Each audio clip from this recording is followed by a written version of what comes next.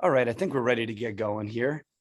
All right, good afternoon, everyone. Thank you for joining us for today's webinar. Appreciate you taking the time to spend maybe your lunch, maybe you've already eaten, maybe you haven't yet, but we appreciate you being here. Today's webinar is Streamlining Your Link Building Plan, Part 2. We will be talking external links today. My name is Kyle Geib. I'm the Director of Marketing and Digital Communications at BeFound Online, and I'll be facilitating today's webinar, helping with Q&A and anything else that we may run into. So today's webinar is scheduled for 40 to 50 minutes. We'll save about 10 minutes at the end for Q&A. Feel free to drop your questions in the chat as we're going through all this, or you can save them till the end. I'll keep an eye on the chat through this entire webinar. So the webinar is being recorded. With that said, I will send a follow-up email with the webinar replay so everyone can watch this on demand afterwards. And with that, Steve, you want to take me to the next slide?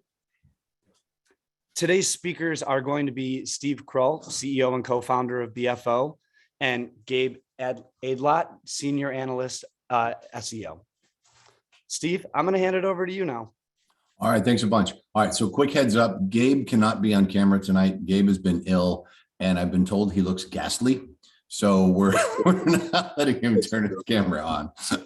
I kid. He's not been feeling well, so we're going to give him the benefit of the doubt. So you only get to see my smiling face on video and maybe Kyle at the end. We'll see how it goes. So Gabe and I'll get this thing started. Quickly, our discussion today. We're gonna cover a fair amount of stuff. We're gonna, first things first, chickens and eggs in this case. The idea we can't do backlinking before we get some other stuff right. And then the rest of this, I'm not gonna bore you with walking through the agenda. Just get a look at it, maybe check some stuff off to say, hey, what's important for me? What we want you to walk away with today is an idea of really 2 or 3 things. One is, how do you understand what's going on in your own backlink universe? 2, the difference between external links and backlinks and why both are important. Certainly, I believe backlinks are more important, but Gabe will thumb wrestle me on that in certain contexts.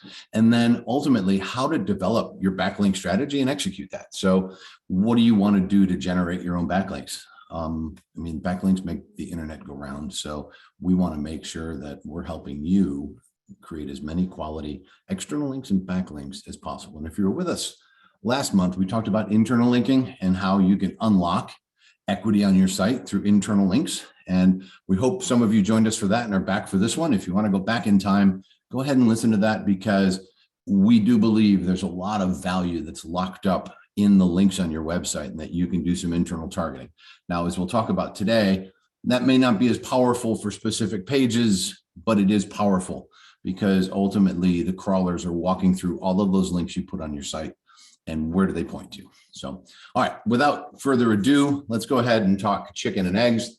And this is just a word of advice. And it's not necessarily about look and feel of your website, but if there is SEO work to be done, if you've got challenges with technical SEO, indexability issues on your site, or really just block and tackle SEO, my best advice is to fix that first. A crappy landing page is not a good friend to a high quality backlink. To that point, Google can actually see what your site looks like. So through JavaScript rendering, they can see and index your site. And we want to make sure that it's providing the best user experience possible for Google, really, and for humans, of course. Yeah. So get that stuff done. And listen, if you need help with any of this or even just advice, reach out to us. Listen, we share this stuff because we want your site to be better. Do we want to make money in the process? Yes, but not every conversation we have is about making money. We can help you understand priorities for these things. And even some of the stuff we're going to go through, Gabe and I'd be happy to have informal conversations if you need more. All right, so let's talk about backlinks versus external links. Made some simple graphics here, borrowed from somebody and updated them. So an internal link that we talked about last month. This is the idea of linking page A to page B on your website, right? So test.com to page A. Great. We're passing a little bit of value. We're telling the crawler that we think this page on our site is worthy of links. Now, I may go and point 8 or 10 other links to this page, and that would certainly assign more value to it. And then the external link in this case is we're linking off of our site to somebody else. And I've worked with clients that did not like to link externally. They thought they were giving away their quote unquote link juice. And the reality is much different there, isn't it, Gabe, in terms of external linking? Oh yeah, for sure. I mean, we can really treat external links as citations, right? When we're building out our articles and content. So whenever we're giving out external links, yes, we're giving out, our domain authority over time, but we're also gaining credibility from that site in a roundabout way because we're linking out to them and we're saying, hey, this is where the content came from. This is where this piece of information came from. And if you want to go check it out, that's the authoritative, reputable source. And one of the cool things that we do in some of our content and what you can do in yours, and I hope you're doing it already, but simply as maybe as a reminder, or as maybe something new, cite a third-party source and then link to that source. Grab a quote, a block quote from an article that you like and put the link in, because the link is going to help them. They're going to appreciate you as a result. Maybe you'll get a link back, to Gabe's point, but at the same time, users may or may not leave your site, but that's not always the most important thing. The most important thing is adding value to the user. If you added enough, sorry, Gabe, go ahead. No, I was just going to say, we have some tips later on in the webinar too, on how to go about doing those citations in the best way possible so that users don't leave your site. And if they do it in the most effective way possible. Cool. So make sure you stick around for that. And by the way, the thing between Gabe and I right now is because I can't see him. So we'll get there. Bear with us. We're not gonna stumble on each other a ton, but usually we can see each other, and we've done enough of these to where we see the cues on each other's faces. So it's a little weird not seeing his smiling face. All right. So if we take that external links and internal links here, what does that mean in terms of the land of backlinks? So we talked about an external link, and that's where we're pointing to somebody else's website. And a backlink is that love we're getting back from those websites, right? So it's not always the case where it's reciprocal in this way. It's really just an illustration of the backlink. When somebody sends us a backlink, they're voting for our site and our content.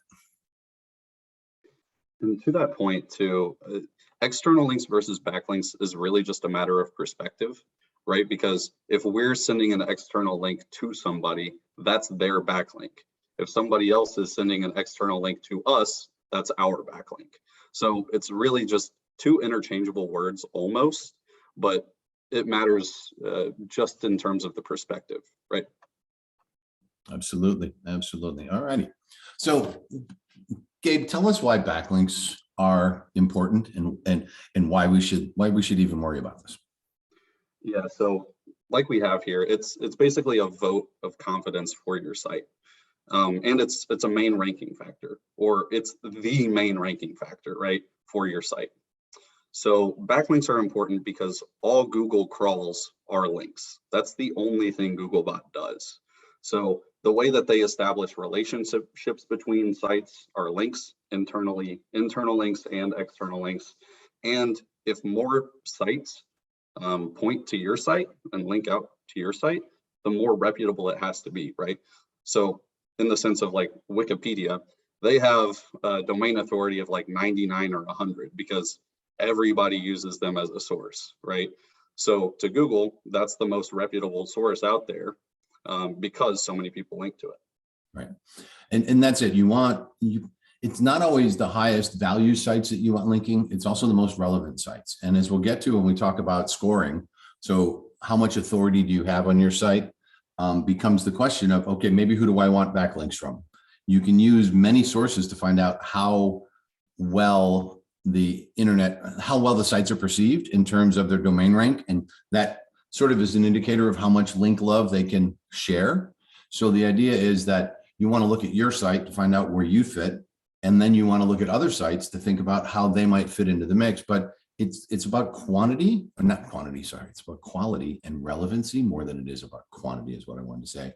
And Gabe is going to tell us a little bit more about sort of these domain authorities and domain ratings and the things we're looking at here to better understand, because it's not always how high you can fly. There's a lot of this that has to do with where do you stand in relation to your competitors as well. Yeah, so you see a lot of these scores, right? You see, depending on the platform, you'll see Semrush has authority score, Ahrefs has domain rating, Moz has domain authority. So mainly, which one do we track, right? Like which one who's the authority on domain authority?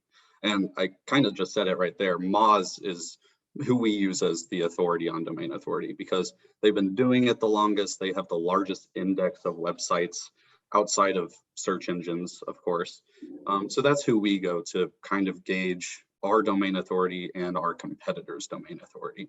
And that's a score from 1 to 100. And it basically gets harder the closer you get to 100, right? So going from 0 to 30 is a lot easier than going from 70 to 100, for instance. Absolutely. And the other thing too, when I talked about competitors earlier, look at your competitive set. You may see a range of, let's say, 40 to 60. Where do you fit in that range? And then you can also use all three of these, but to Gabe's point as well, Moz is the de facto authority. The other folks do a decent job. If you wanted to use Semrush as your authority, feel free, but then don't go mixing and matching with Moz. You can check it, but make sure that you know and everybody else knows what the source of truth you're using is. Just monitor it over time too. That's the important thing. Make sure it's not going down, if anything, and make sure it's either staying the same or slight increases over time. That's yeah, you're hoping for that. You're hoping for slight increases. And if you're not seeing increases over time, it probably has less to do with the content that you're publishing and more to do with your ability to attract quality backlinks and citations. Speaking of quality backlinks and citations, how's that for a segue, Gabe? Pretty good. Yeah. So we have here the anatomy of what makes a good backlink, right? So we have, it's linked within content. It's relevant to the page and relevant to the content that you're linking to. So you'll see over on the right, we're basically giving Google a backlink here. Read Google's announcement here. That's a backlink that we're giving to Google. But from our perspective, it's an external link, right? In a perfect world, it'll come from a high authority site, but beggars can't be choosers, right? We love all the backlinks that we get for the most part, but we hope that it comes from authoritative sites. Follow versus no follow. We hope that it's follow rather than no follow. As we've discussed in the past, if it's from social media, that is by nature no follow. It's always no follow if it comes from social media. And in a perfect world, we want strong anchor text, giving some more context for Google. So on top of that, one of the main concerns that we get is, okay, we have this one domain that's linking to us like 15 times. Is that bad? Is it adding anything? And the answer is yes. Multiple links per domain is okay, if not more beneficial. Okay, I'm going to ask a couple of questions here. When we talk about multiple links per domain, when do we know that we're being linked to from a bad actor? Yeah, so that's a good point. We can actually check the spam score from Moz and see kind of those. Basically, spam scores are gauged by other spammy sites linking to them. So if a spammy site links to a spammy site, then that creates a spammy site in sort of a roundabout way, right? So we can check this spam score from Moz and basically pinpoint those bad actors or those bad links. Rarely do we have to do anything about these spammy backlinks, but occasionally we can use Google Search Console to do what's called a disavow of those links entirely. And that just says, hey, Google, I'm not associated with this actor at all. You know, they're publishing these things. I have nothing to do with it. Go ahead and remove it from the index. And that, you know, that's come up maybe once or twice for me in the last like 3 years. Awesome. Gabe, I read strong anchor text as the last bullet here. And I know last month we talked about strong anchor text. We talked a little bit about weak anchor text. Can you give me a refresher, if you will, on the difference between strong and weak and why the anchor text we see here is stronger than some of the weak examples that you might give? Yeah, for sure. So just to give some context there, a bad anchor text would be click here with no other context, right? Like no other anchor text in the link. We want strong anchor text to include keywords, number one, if possible, and also to be relevant to whatever we're linking to. So what that does is just gives Google more context of what the link is and where we're pointing. And they love context, right? The more we can appease Google, the better for the links. Gabe, I'm going to follow that on with saying, is there a time and a place for a simple read more link? Yeah, basically, if you have nothing else to put, right? The other thing I would say is sometimes it's a balance between the design aesthetic and the link you want. So you can't really have a long link if you're just having a button that's an href. So it gets a little funky that way. So you might have three, let's say 3 tiles next to each other. And at the bottom, you just want read more or learn more. I tend to say, let's get away with it in there, but maybe if you have text in that same box, sorry if you can't see my hand, it's disappearing. You can add a link within that content. In fact, if I look at the example we have on the right here, now the link we have is there in context, it's within the content.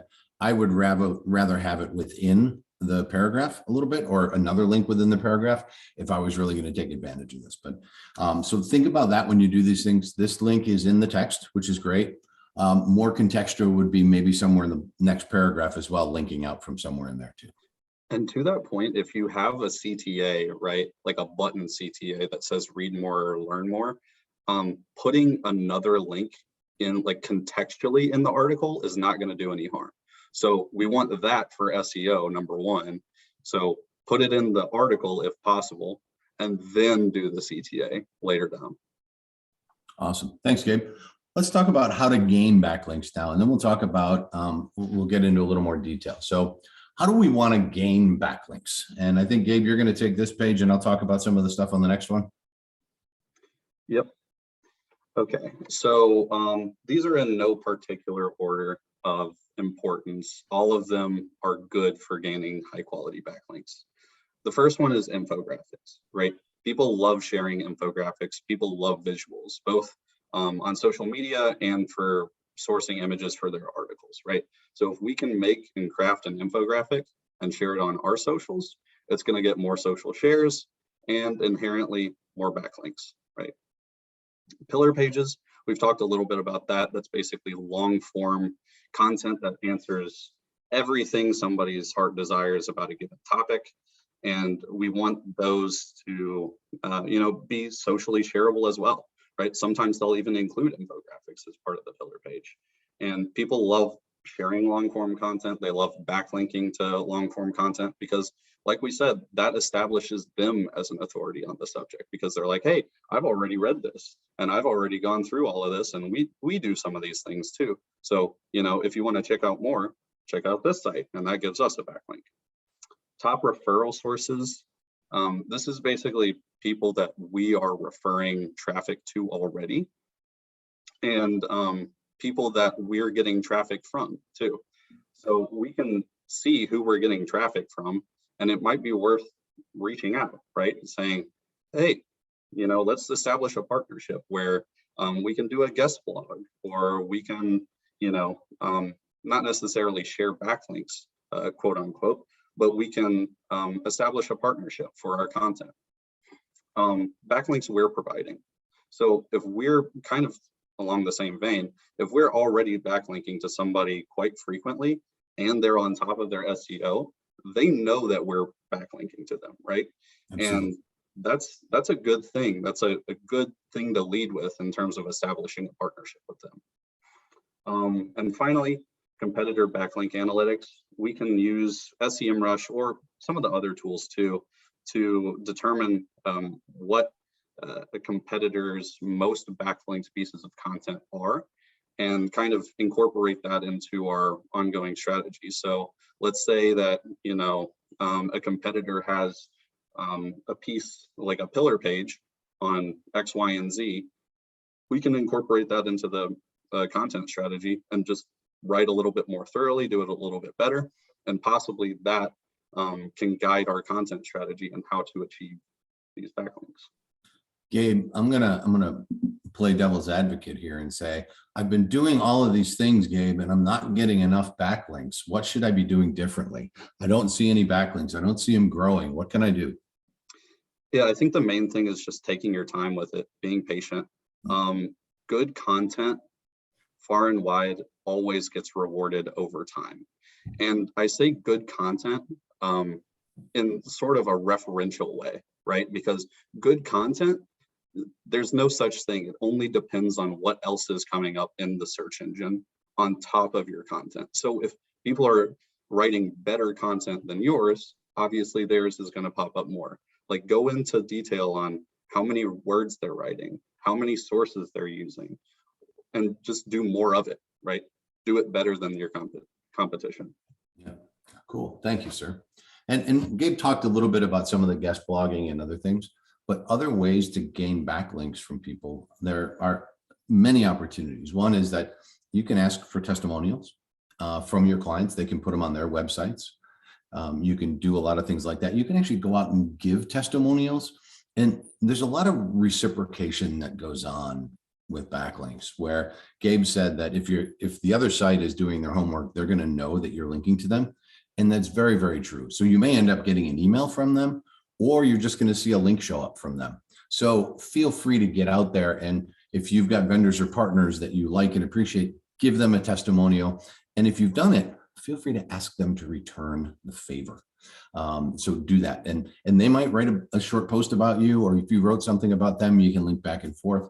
The other thing to do is, if you've got an article, you're pulling together a new piece, and you can always put it on your website. You can always post it to LinkedIn as an article on LinkedIn, but think about things a little differently sometimes. Do you have a site that you can offer that content to as a guest post? There are probably some folks out there who would love to pick it up. Now, again, we've got to go back to sort of who you want to post with. You don't just pick anybody. I get, I don't know, 10 or so a week from people with high quality websites. Do you want backlinks? No, I don't. Because the websites aren't high quality. They're crappy, spammy sites, and they're effectively selling links. What I want is, I want to be able to put a guest post on a relevant website that's going to point back to my website. That's what I want there. The next piece in here is this PR, and help a reporter out is what HARO stands for.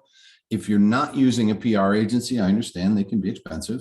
If you are, they're going to find opportunities for you to write for different publications. I was on recently, our PR firm has been able to secure spots on Startup Nation, some stuff in Forbes Agency Council, as well as a few others for us. And they've been great posts. And we like writing those. And the reason we like writing those, one is that we get to share our knowledge with a broader audience and community.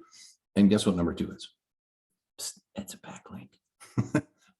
You can also subscribe to what's called Help a Reporter Out, or HARO, and you'll get emails that say, hey, when somebody needs something, they're going to post it in HARO, and you'll get the email. And if you feel like you're qualified to reply or support the reporter, you reach out. Usually those are very, very timely, 24 to 48 hours. Sometimes maybe it's 3 or 4 days, but they're looking for immediate contributions, and you'll get published that way. And they'll generally either link back to you, but if nothing else, they mention your name or your site. Google's still going to see that, and you're still going to get a little bit of love. And then finally here, it's taking your video and taking your articles and moving that to social media. And while Gabe said all of those social media links are indeed no follow, absolutely. But you know what? There's an audience there. So I'm a big fan of, if you put it on your website, you might put a link in social media, posting on social media. Now, you're not going to get love from the search engines in this case, but you're creating your own backlink on LinkedIn or Facebook or Instagram, sending somebody back to your website. Now, LinkedIn's got some cool tools that if you're posting a video, I think they're embedding short YouTube videos and TikTok videos and Instagram videos directly within the platform now, because guess what? They want to hang out to the traffic. The good news for you is, if you've got a short video, it's going to play in LinkedIn. It's still a video of you. You're still getting some mind share from folks. So it's still, in the broader sense of content marketing, you're doing a good thing. And then at the same time, if you've got that video posted on Instagram or TikTok or YouTube, well, provide some transcript or support for it. And then you can even provide a link back to maybe a supporting article. So sharing on social media is a good thing. Now, I was talking to a friend just last week, and she asked about, how do I get started? I'm going to do what she calls, I forget what it's something about asking the right questions to have better conversations. And it's a passionate topic for her, and she's very thoughtful in the way she asks questions. And she was asking a small group of us how she should get started and how she can build the thing. And as you might imagine, there are probably 10 or 15 different things. Well, I need to write all the little articles. Do I record a video for each one? And then I post it on 3 or 4 social media channels. Then do I tweet about it? When do I put it on my website? When do I collect stuff into chapters of a book? Our collective advice to her is simply start writing. Start putting out those questions and then layer on the other things as you're getting started. Now, you can use a very simple content calendar for some of this stuff and say, you know what, I'm going to start by just creating the content. I'm going to start by putting it on my site, which is always our advice. If you don't have enough content on your site, put it there and then start sharing it from there, whether it's on social media or whether some of your friends' websites. Start sharing it, you grow your awareness. And Gabe said earlier, be patient. This takes time. You're not going to go get 2,000 high quality backlinks overnight. I will tell you though, that if you have the time, you have the patience to see this through, those backlinks and the authority that they give you are going to give you long-term growth on your website. I can go pay for that growth via paid search. I can buy keywords. I can buy ads on social media. Those are all great. As long as they've got positive ROI, wonderful. You're going to build a stronger and thicker foundation through the development of good SEO resources, good content, and developing a backlink strategy. And again, to Gabe's point, it takes time and patience. Not everybody is going to give you a backlink. Some people that are going to ask for money for a backlink. Don't do it. Some of the paid stuff that you can do with reputable magazines and trade pubs, those are great. Certainly, you can pay to write an article for them. I'm all for that. And Google doesn't seem to care a whole lot about that. So that stuff kind of works too. Gabe, would you add anything else to this slide, or did I cover it sufficiently? No, that's pretty much it. Outside of on video specifically, just make sure you're adding transcripts to those landing pages. That's the best way to capture SEO naturally, by just adding a transcript, and it helps with ADA compliance too. I know somebody asked about that last time. So yeah, great way to establish some SEO by doing little to no work. Thank you, Gabe. Thank you for the ad. A couple of slides left, folks. If you got questions, throw them in the chat. We've got a fair amount of talking to do because that's what Gabe and I do when we get together. In fact, if any of you have ever spent time with Gabe and I, I'm sure a few of you have, you'll realize that the way we go through some of this stuff is a lot like our conversations over lunch or a dinner. We sit and we talk shop and go through some of this stuff. It's a lot of fun. If you ever want to join us, reach out. We're happy to host a lunch or an informal Zoom where we can talk shop. All right, Gabe, what are the tools that I can use to manage this in terms of, hey, listen, I got a bunch of SEO projects. I'm managing other things in this digital marketing world. I've got some paid media going on. I'm trying to support my sales team as well. And now you're telling me that not only do I need to generate backlinks, but I need to pay attention to what I'm generating so that I can start monitoring for growth and make adjustments. Yeah, so we like using a combination of a lot of these together. As far as paid subscriptions go, just pick one. Ahrefs, Moz, Inlinks. I don't have as much experience with Inlinks and Majestic, but Semrush is the one that we use. That's the one that we go to for pretty much all of our SEO needs. You don't have to use a combination of all of them. We just like mixing and matching because it gives us the clearest picture, right? But Google Analytics and Google Search Console, those are both free. You might as well use those. If you don't have a Google Search Console claimed and verified on your site, do that like right now. Like they will give you historical metrics. They keep tracking it over time, regardless of whether or not we've claimed it or not. So yeah, verify your Google Search Console, set up your Google Analytics, and use probably one of the paid platforms over time, whichever one works for you, to monitor your KPIs over time and monitor your backlinks and all things SEO, right? A lot of these things do keyword research too. Yeah.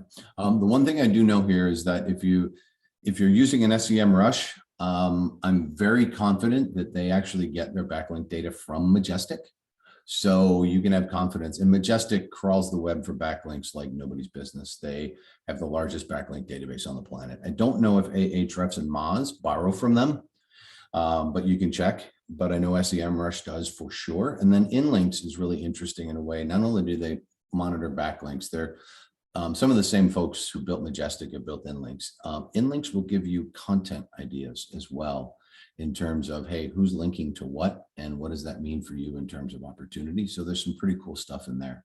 And above these tools, Gabe, I would add, hey, if you've got some of the Cadillacs of the space, like a Conductor or a Bright Edge, they're going to have tools for managing your backlinks built into those platforms too. What we think about here when we put these up, we think about more of the mid-sized folks that we work with on the regular. Some of our clients do have Conductor and or Bright Edge, and we absolutely leverage those tools. But I'll tell you this, I'm very confident, and Gabe will back me up on this, is that even if we're using those tools, we're so comfortable and confident in what Semrush and Google Search Console will give us. We'll often back up what those other platforms are saying with data from Semrush. Oh yeah, for sure. I mean, it paints pretty much the clearest picture possible using a combination of all of them. All right, Gabe, I'm going to ask you to take us through citations. And this is one of those things, folks, where I'm going to be completely honest. I'm going to learn a little bit here too, because as we started working on the deck, what I understood as citations, and I grew up in SEO, so don't get me wrong, I feel like I have some idea what I'm doing here. But Gabe cleared it up for me in terms of what citations really are and how we can leverage them. So I'm going to give the microphone to him. I'm going to admit my ignorance on this topic. And if we're lucky, I'll come up with a smart enough question to ask him before we leave the slide. Cool. So yeah, as we have at the top, right? Don't be afraid to add external links to your articles and using them as citations, basically. We are backing up our information with other information. That's what a citation is, right? So what does it do for us? Number one, it adds credibility or authority to our article. And it also builds connections over time. Like we were talking about before, if we keep backlinking to somebody over time and they're on top of their SEO, they'll notice that and they might reach out with an email. So one of the main concerns that we get, right, is, okay, I'm adding these external links. What if somebody just jumps to that external link and leaves my site? That's the worst case scenario, right? Well, we can kind of avoid that with adding links in a footnote. So we have like the picture right here says the subscript number, and then at the end of the article, we have the footnotes. And number one, this makes us look a lot more credible too. It looks like an actual published, research paper almost. But it also eliminates that internal or externally linking within the article itself. And also we can, in the HTML, we can add a thing to basically open the links in a new tab so that they keep our session on one tab and go to the other site in the new tab. And that kind of eliminates both of those concerns right off the bat. And then finally, consider using a no follow rather than a follow, but only use the no follow if you don't necessarily trust the source. And in which case I say, basically, you shouldn't be using a no follow for the most part because you should be trusting the sources that you use. So Gabe, take me a little bit further down in follow versus no follow, and when I should be, when I don't need to be concerned about whether Google, and ultimately what I'm doing is I'm telling the search engine to either follow the link because I want to give up some of my link juice to it, or don't follow it because it doesn't matter that much. Help me understand that a little bit further. Yeah, so it's actually pretty recent that Google established their new rule, I guess, where follow versus no follow, they don't have to trust that anymore. They can kind of make their own assumptions. So it's less important than it was, let's say, 3 years ago, but it's still important. And it's important because it provides context, right? Like that's the main thing that we're talking about here in terms of anchor text, in terms of external and internal links, providing context for Google. So saying something is follow, we basically say that we trust the source, that it's a reputable and authoritative source. A no follow is somebody that we're like, you know what, we can't verify this information. So we're just adding this here just in case. Right? Both of them basically give up the same amount of link equity, domain authority, whatever you want to call it, because Google can make their own decisions nowadays. but we still want to add more context for Google, dependent on whether or not we're trusting that source or we can verify that source is authoritative. Awesome, Gabe. I'm gonna go off the ranch a little bit here. Forget about external links, forget about backlinks, forget about anchor text for a minute. I'm out in the wild and somebody writes about me on their website, Steve Kroll at BFO. And maybe several people do. Does Google see that? Does Google care about it? And do I like that as a Steve? Are you saying that they link to you or no? There's no link, simply a mention. What does a mention get me, if anything, on third-party sites? Does Google care about that at all? Yeah, they do. But again, it's hard for them if there are no other backlinks on that website pointing to us. There's no context for Google as to who or what you are and what you're associated with. So we like those because they're called unlinked mentions, and we can identify those with several of the platforms that we've talked about, like Ahrefs. And we like those because we can reach out and say, hey, we noticed that you mentioned us. Would you consider adding a backlink to this? And it's not 100% success rate, obviously, but we love all the backlinks we can get. Absolutely, absolutely. All right, this is where I stop, and I ask for everybody to give Gabe a round of applause for dropping wisdom on us. We're going to get into some Q&A as well, but go ahead and give a high five, virtual or other, to Gabe. Thank you, Gabe, for all of that. I always love these conversations. I love having these technical conversations because, as I've told this audience before, and I'll continue to say them, that I grow every time we build one of these, and it's always a wonderful conversation. Thanks, dude. Yeah, for sure. Happy to help. All right. Kyle, is this when you jump back in and we start singing and dancing for Q&A? It sure is, Steve. Get your dancing shoes on. We're going to see your smiling face and your temporary pet dog. Sure. Why not? Just so you folks know, Gabe is currently, or not Gabe, Kyle is currently on tour with his band, and still making an incredible amount of time to oversee all of the marketing efforts for BFO. He's actually, oddly enough, in a place right now called Kyle, Texas. I sure am. If you're in Austin, San Antonio, or Dallas, you've got an opportunity to see him live over the next few days. I suggest you take advantage of it.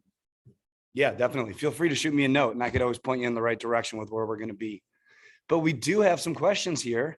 Let's start with the first one. So Jackie is asking, do you find having one of your PR people to be a good person to reach out for backlinks, given that they reach out to media on a regular basis? So I'm going to play the absolutely game, but I don't know that they need to specifically reach out for backlinks.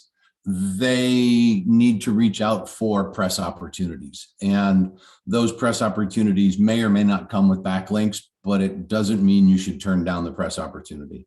If there's an opportunity to spread the news far and wide, you should go ahead and do it. In fact, early days of starting what became BFO, I had a partner in Wisconsin, and they sent me my first customer when I was getting started. And one of the founders of that company, though they had grown to work with enterprise organizations, still wrote for, on a regular basis, an SMB magazine.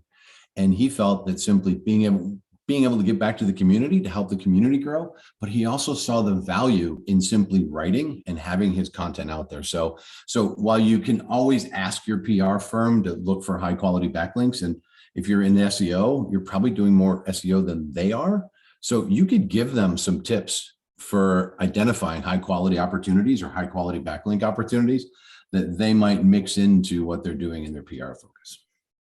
And I would add that we also find that having, an email address associated with the domain that we're trying to get backlinks for is always better. So we don't do too much of the outreach for our clients because that needs to come from them internally. It looks a little bit schemy if we're the ones reaching out.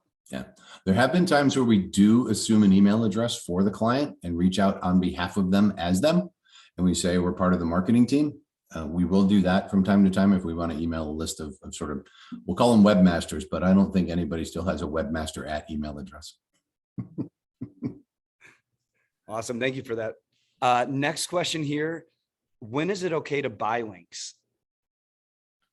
Gabe, what's your spot on this?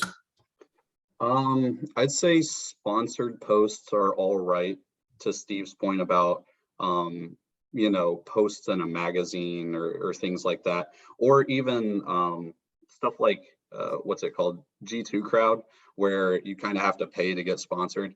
That's all right. When we're talking about buying links like, hey, I have a list of 100 different domains that you can buy links from. Don't do those, please. That's my main advice.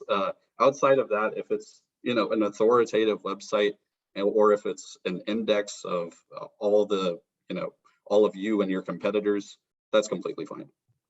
I'm gonna add to that too. When we talked about testimonials earlier, you can, it's sort of a weird thing, right? You can register on a G2 Crowd, UpCity, or things like Clutch. That's what we do as agencies. You might have industry sites that review you, product, services, whatever the case may be.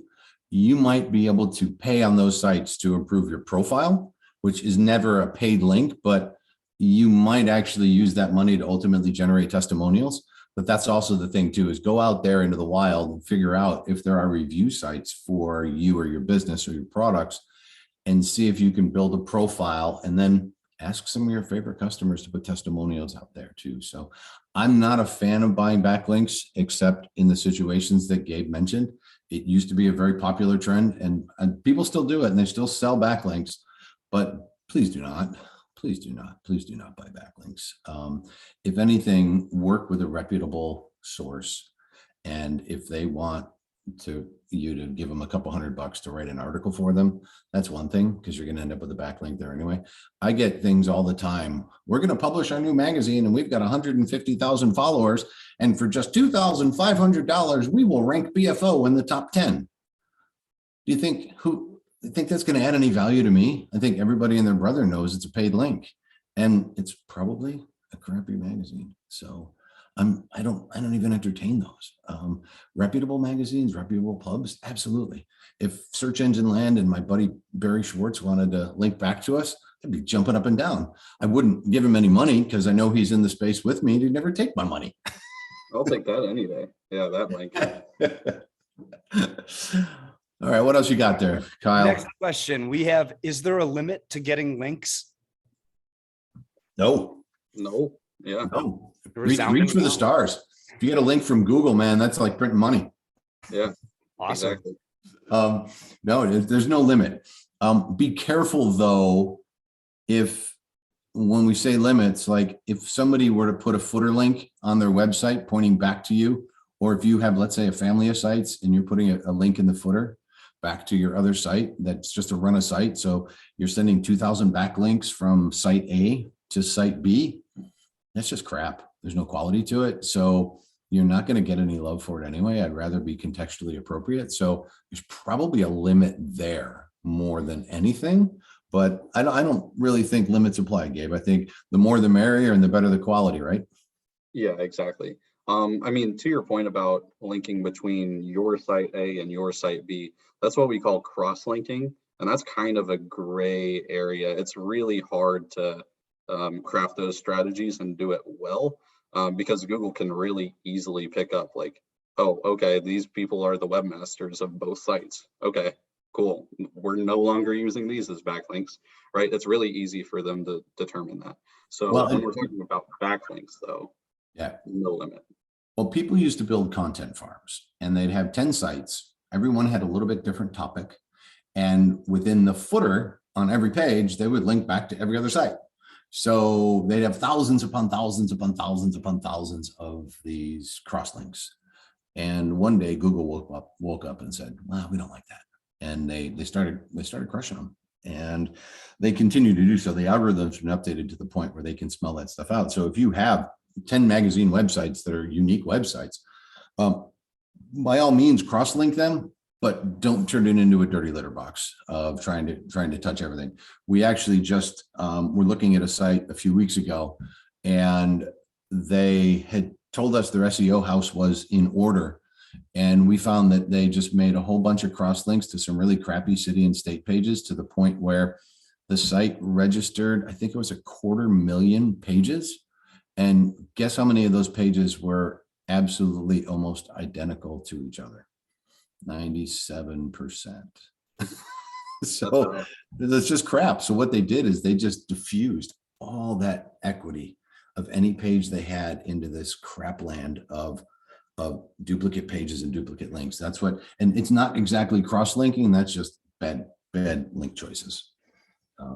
But yeah, no limits. Cool. Well, speaking of bad, we have a question here.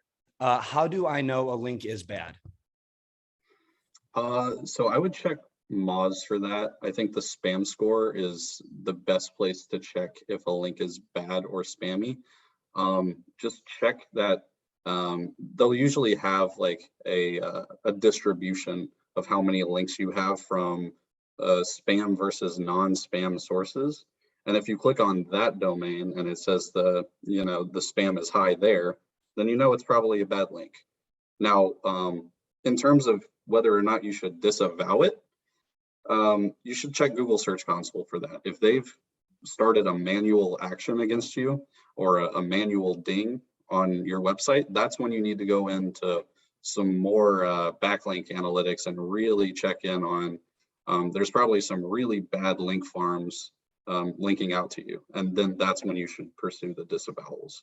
But past that, if you're in the 1 to 10% spam score range, according to Moz, you're probably okay. And I'd even go past that and say 1 to 15% is all right. But once we get past about 15%, we need to start looking at our backlinks a little bit more carefully. If you start staring at any of that stuff and you find that the neighborhoods that you're being backlinked from are not neighborhoods that you'd like to participate in on the interwebs, take a look at it. But I'll be honest, Gabe, what would you do in that situation outside of calling BFO and making sure that we can help? Yeah, just what I said about the manual disavows, right? Just going through and pulling those high spam score sites from Moz and then disavowing those domains in Google Search Console, which is another reason to set up a Google Search Console if you haven't already. Yeah, it'll give you some great insights. We had a client that came to us because they had, and manual actions in Google don't happen nearly as frequently as they did probably 5-6 years ago. But we had a client who came to us even before that, and they had a Google penalty. And he freely admitted to buying links. He bought thousands upon thousands of links. And you know what? To his credit, it built his brand. And he ranked high for a lot of keywords. And our advice was you need to launch a new domain name because Google hates this one. And this is before disavow was a thing. We didn't have disavow tools. And so the client resisted our advice. He felt he had built his brand and equity, and he was willing to invest in backlink cleanup at that point in time. So it was about not just cleaning up those links from crappy neighborhoods before there was a disavow tool, but it was also about how do we build high quality backlinks. And 2-3 years later, because it's really a long game, it's a long play, we reached the point where it wasn't 2 or 3 years later before we got the penalty removed, but it took some time to get the penalty removed because Google doesn't give you good answers when you do these things. But then ultimately you're building his profile, moving in the right direction. And then we started seeing growth again. But again, if you end up in that situation, it can be hard to find your way out. And like I said, Google doesn't nearly lob is the right word, nearly as many manual actions as they once did. Cool. We've got one last question here. The final question is, when should I seek external partnerships for SEO help versus doing it in-house? That sounds like a loaded question. You put that one in there. I didn't. That's a sucker question. Sucker question. Call BFO all the time. That's what I would do. I'm just doing what's on my screen. All right. So when you should call for help is when, what do they say? When you're way out over your skis and you're not quite sure what you're doing, or when you just don't quite have a strategy, but you have, you know where you're trying to go and you can't seem to fit you. One, you might not have the time. You're wearing 6 hats because you're the only person in marketing or it's a small department and you're trying to get too much done. Well, there's an opportunity there. Or when you've sort of just reached your wit's end in the stuff that you're working on to say, I can't manage this plus this plus this plus this, even if it is SEO. And a good SEO partner is really going to be that last piece, that partner. There's always shared learning in SEO. You're teaching us about the business. We're teaching you about SEO.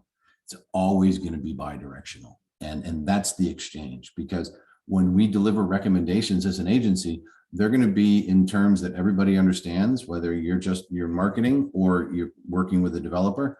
We're going to make sure that we're sharing the knowledge of not just the change that we want to make, but why the change is necessary. So you start understanding the foundational elements of SEO. So working with an agency might be just a good idea to further your own learning in SEO. Managing an agency relationship can have a profound impact on your knowledge of search. Is that it? That's it, Steve. I think That's we have all a summary slide. And you have some other housekeeping to take care of, Kyle? I believe so on the next slide. Somebody said citations take me back to writing term papers and referencing. Yeah, honestly, I felt like a high school teacher through some of this, like, make sure you use your citations and references, but that's really what it is. That's what it's about. Hey, Gabe, will you take us home on this slide for me? Yeah, for sure. So some takeaways or conclusions, right? Solid backlinks from authoritative sources and using that good anchor text and all of those things that we talked about in the prior slides are worth their weight in gold. They really are. If you can get a good quality backlink from a site that already has 70 up domain authority, that's fantastic. It's really quality over quantity in that sense. So it sounds like a lot, but in terms of content strategy, you can piece these out, right? You can use bits and pieces. You don't have to use all of them. Just pick a couple and pursue those and use the right tools, which we already kind of outlined. Ahrefs, Moz, Semrush, those are the ones that I'm most comfortable with as far as third-party tools go, and then Google Analytics and Google Search Console. When in doubt, we like using Moz domain authority, but you can use any of those other ones like the authority score, the domain authority. I think that's Moz actually. But anyway, use any of the scores, right, from any of the platforms. Just make sure that you're monitoring it over time and using the same one over time. Be consistent. Yep. Leveraging Moz and Search Console if you absolutely need to for bad actors, and that's only if you're past a really high spam score, which in 95% of cases is not going to be the case, right? And then finally, don't forget to use external links and citations. Here's my inner high school teacher coming out again. And your blog posts and articles. There should be an ampersand in there for citations and not parentheses. So I will take the editorial fail on that one, but it is external links and citations, because that citation in that case is. And then don't be afraid to just work on getting mentioned in other people's articles too. All that can work, and then people will backlink to you. It's just the way that things work. So actually that in parentheses was on purpose, because make sure that you're using yeah, make sure that you're using citations and you're as external links, right? This is exactly where I admit my ignorance again. Thanks, Gabe. For sure. All right, Kyle, we're done. Do you have anything else to go in here? Do I just want people to send us an email if they want to follow up? Check out our next webinar. I think in May, we are talking about Google Analytics 4. That is correct. So jump in on that. The GA4 transition is started because people are going to want year-over-year data in their analytics when people start sunsetting universal analytics. When Google sunsets universal analytics in a year, we're going to want to see our historical trends. So start looking at GA4 and start looking at migrations. If you want to get a leg up on that, join us in a month and we will be talking through some GA4 stuff. Thank you everybody for joining us. I can't thank Gabe enough for making me smarter today and helping all of you grow. And Kyle, thanks for keeping us on track, my man. Of course. Yeah, thank you all so much for attending today, and be on the lookout for the next webinar. Like Steve mentioned, is going to be about GA4, and I'll be sure to send the on-demand replay of this webinar to everyone that attended today. And I think that's it. So have a great afternoon, everyone. See ya. Take care.